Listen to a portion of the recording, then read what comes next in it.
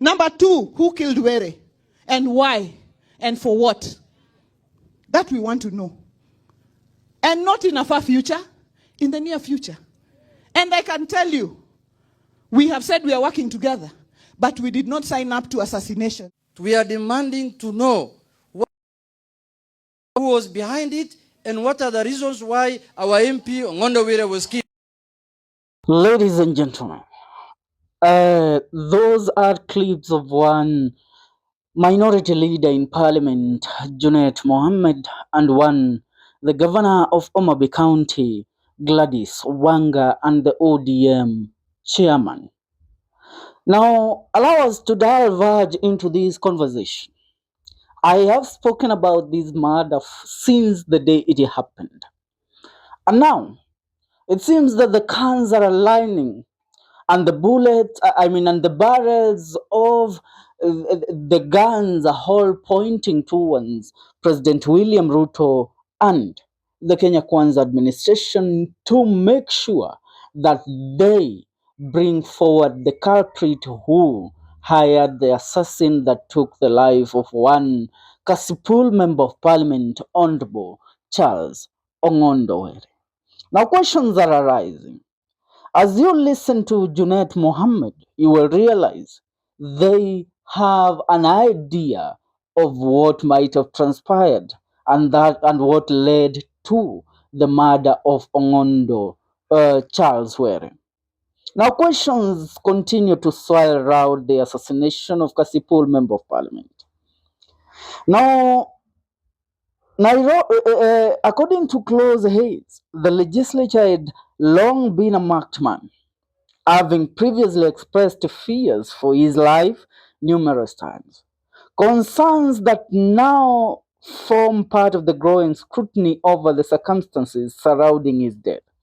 Now, following the launch of the probe into the late MP Were's murder by the Directorate of Criminal Investigations, we explore questions that have emerged in the aftermath of this brazen killing.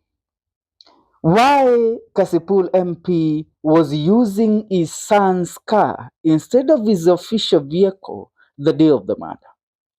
On the day he was shot, the late MP made an unexpected and uncharacteristic change to his travel routine.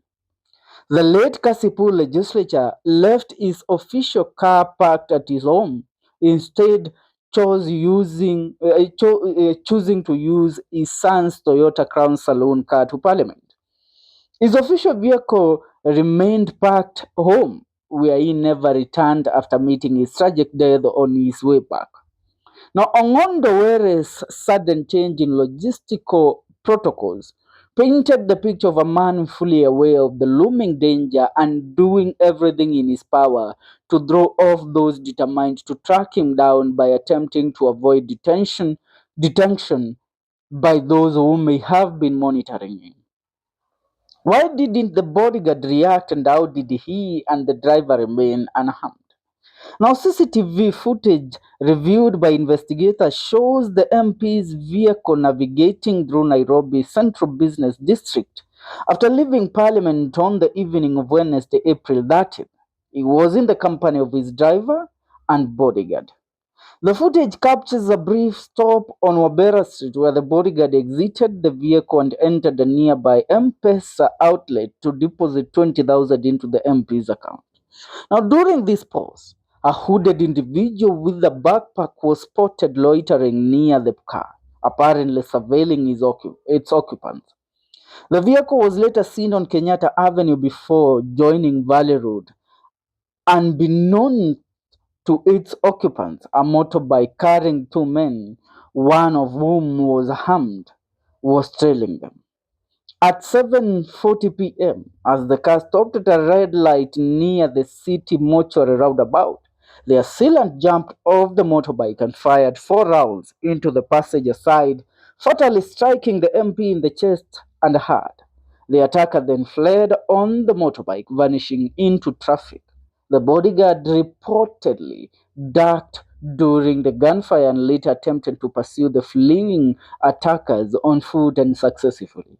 He then helped rush the Kasipul MP to Nairobi Hospital, where he was pronounced dead on arrival. The MP's family has accused the government and investigative authorities of negligence. But apart from that, let's get back to the statement delivered by Junaid Mohammed. He says that the members of parliament needs more security. We agree, they need more security. But why should they be on the radar of deserving more security, yet these people were elected by the people from their constituents? Where, I mean, which thin line did they cross to a point that their constituents feels that they don't even deserve to be alive? When we look at these in another dimension, this death and this murder, the assassination of Charles Ong'ondo, he is the chairperson of ODM party in Omagh County. He was the chairperson of ODM party in Omagh County. This tells you the political pressure that has currently mounted the ODM party. Remember, recently, the selection panel that was reconstituting the IEBC has been done with the whole process. It's just a matter of time before we are told who is the chairman of the IEBC and who are the commissioners of IEBC. If this happens, by-elections are to be held. And these by-elections will be held in Kaspul and other regions in the country that don't have a member of parliament. This tells you that in Omagh, people that wanted this position of this member of parliament will be gunning for it. And it will be a very, very fierce competition in Omagh and more so in Kaspul constituency, as people want to reclaim the seat of the late Charles Ong'ondo. Are we together? When you look at it, you realize that as long as we are pointing fingers, if you listen to Junet, he tells us that this was a political assassination. We all know that. But which politician? One thing with politics, it's a very, very dirty game. The murky waters of politics are waters that you don't want to trend in. Why am I telling you this? Could it be that even those that are currently mourning and crying that Ong'ondo was assassinated for political reasons are the ones behind the planning and execution of this assassination? You can never tell. Politics, everybody has a goal and an end, a means to the end. Ong'ondo death will determine the influence of the ODM party in the western part of in the Nyanza region. It will also determine the affiliation between Raila Odinga and William Ruto's coalition agreement. Tuko pamoja. The reason I'm saying this is because when you look at questions are mounting and you look at how these people are speaking, remember today, every ODM member of parliament from Nyanza region, most of them were today converging at Ong'ondo rural home. And the conversation has been one. We want to know who hired the assassin. We know it is politically motivated, but which politician? That is the question. And when you sit down and analyze what were the deeds of this man, who are his greatest critics, what wrong did he do? Why did he choose to change the vehicle that he was using, his official issued vehicle by the government, on the day that he was assassinated? And of all the days, how did the assassin know that he will be using his son's vehicle the day that he was killed? Questions that can't be answered by CCTV footages revealed from Parliament to Wabera Street and to the city mortuary. The CCTV can't answer that. Forensic analyst needs,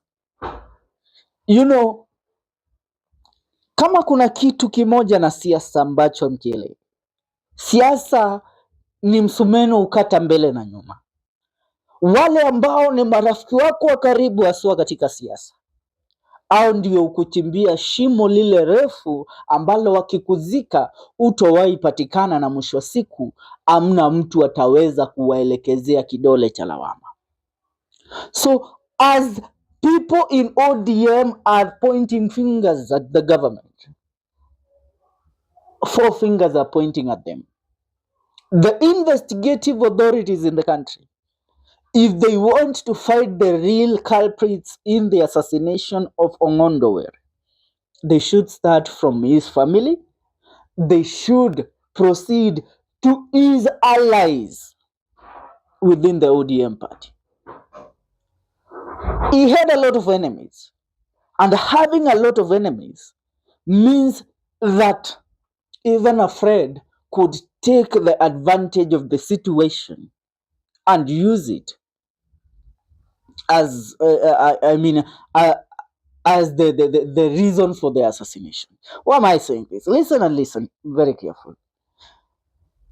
When Ong'ondo died, just 10 to 30 minutes later, videos were all over social media of the man predicting his own death.